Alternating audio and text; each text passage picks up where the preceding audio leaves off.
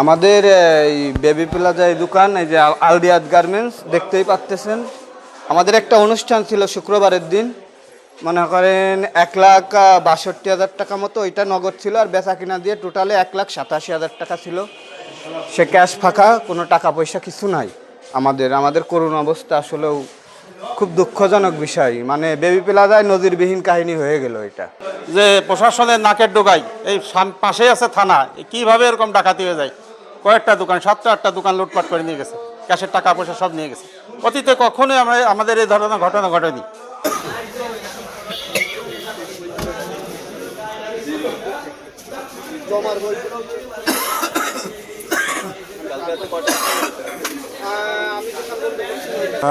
বাড়ি গত শুক্রবারে আমার ছেলের বিবাহের একটা অনুষ্ঠান ছিল। অনুষ্ঠানের আমি প্রায় 1,60,000 বা 70,000 টাকার সেখান থেকে আমি কালেকশন পাই। আর দোকানের থেকে এই পর্যন্ত কেনা বেচার মাধ্যম দিয়ে প্রায় 1,87,000 টাকা মতন আমার এই কাছে ছিল। তা আমরা সবচাইতে বেশি দুঃখ জানাই মাগুরাবাসী হিসেবে বা বেবি প্লাজা হিসেবে, লোডশেডিং এত পরিমাণ মোটামুটি বিঘ্ন ঘটাচ্ছে যে আমরা হইলো সারাদিনের ভিতরে 2 থেকে 3 ঘন্টা বিদ্যুৎ পাচ্ছি, সারা রাতের ভিতরে পাচ্ছি 2 থেকে 3 ঘন্টা বিদ্যুৎ। যে বিদ্যুতের কারণে আর আমাদের নাকের ডগাই আমাদের হইলো প্রশাসন। আমি প্রশাসনের প্রতি দৃষ্টি আকর্ষণ করছি। পূর্বে কখনো আমাদের এই ধরনের বেবি প্লাজায় দুর্ঘটনা ঘটে নাই, এই প্রথম। আমি প্রশাসনের দৃষ্টি আকর্ষণ করছি তারা যেন আমাদের এই ক্ষয়ক্ষতির ব্যাপারে তারা দৃষ্টি আকর্ষণ করে আমাদের ক্ষতিপূরণ বা ক্ষতি উদ্ধার করার জন্যই তারা যেন চেষ্টা করে। আমি আকুল আহ্বান জানাবো মাগুরা প্রশাসনের দিকে। আমার মার্কেটেতে ফোন দিছিল, মার্কেটেতে ফোন দেওয়ার পরে আমি আইসে দেই যে শাটার খুলে ভিতরে ঢুকে গেছে, ক্যাশ ব্যাংকে টাকা দিয়ে গেছে। আমাদের দোকানের নাম জেন্টস গ্যালারি।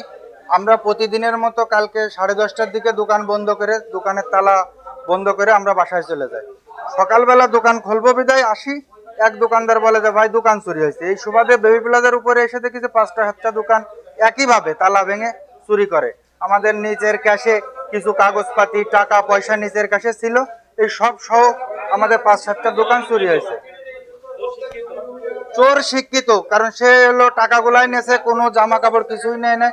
আমরা প্রশাসনের দৃষ্টি আকর্ষণ করতেছি দ্রুত এই চোর ধরে আমাদের সুষ্ঠু তদন্ত করে আমাদের এই ক্ষয়ক্ষতি যেন পুষিয়ে নিতে পারি, এই জন্য দৃষ্টি আকর্ষণ করছি প্রশাসনের কাছে। আমি সকালবেলায় দোকানে আসলাম, আমাকে এক বড় ভাই ফোন দিয়ে বললো যে ভাই মার্কেটে কয়টা দোকান চুরি হয়েছে, তার ভিতরে আপনারটাও আছে। তা আমি এই কথা শুনেই তাড়াতাড়ি দোকানে আসলাম। দোকানে এসে মার্কেটে এসে দেখি কি কয়টা শাটার হচ্ছে ভাঙা, তার ভিতরে আমারটাও আছে। তো ভিতরে তো ঢুকতে পারে নাই। প্রথমে সবাই সাংবাদিক আসলো, এসে সাক্ষাৎকার নেওয়ার পরে তারপরে সবাই দোকান খোলার পরে দেখলাম যে আমারটার ভিতরেও গেছে। আমার ভিতরে যে টাকা পয়সা ছিল সে টাকা পয়সা নিয়েছে, আর হচ্ছে মাল নিয়েছে কিনা এখনও দেখি নাই। দেখে তারপর হচ্ছে আমার কাছে ক্যাশের থেকে 30,000 টাকা ছিল, 30,000 টাকা নিয়ে গেছে। 2 ক্যাশে আসে খোলা, দেখি যে 2 ক্যাশে আপনার হচ্ছে এই খোলা ছিল 2টাই। এই যে চাবি হচ্ছে এইখানে, কিন্তু ক্যাশ খোলা। চাবি রেখে গেছে? চাবির থাকে, চাবি গোপনে থাকে না। চাবি হচ্ছে মালের নিচে ঢুকে রেখে দিই, আর হচ্ছে এই ক্যাশ দেখে এমনি খোলা। আর টাকা নেছে, ক্যাশে টাকা ছিল 30,000 টাকা ছিল।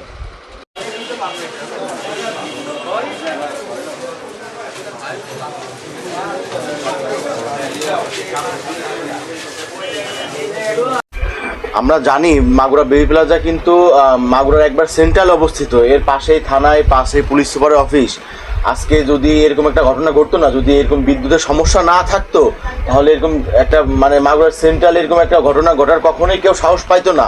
তাই আমরা সর্বোচ্চ দাবি জানাই যে বিদ্যুৎ ব্যবস্থা যাতে ভালো হয়, না হলে আমাদের ব্যবসার যে পরিস্থিতি, এইভাবে মানে ব্যবসা চলমান রাখা অসম্ভব হয়ে দাঁড়াবে।